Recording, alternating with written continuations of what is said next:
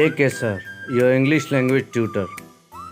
Hello guys, today we are going to learn daily use vocabulary with examples.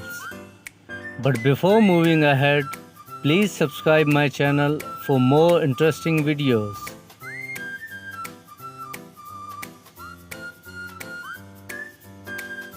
Knot. Knot. She tied the ribbon tightly in a knot. Stretch. Stretch. She came to her feet, stretching her body to its maximum height.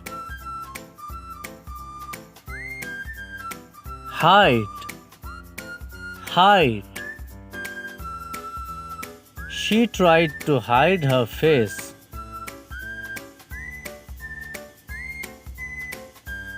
Leave. Leave. We were just about to leave when she telephoned.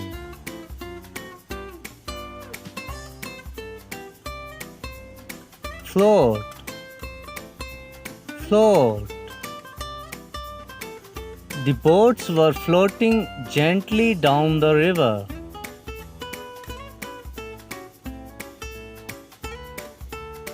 Sing. Sing. Investigators still don't know what caused the ship to sink.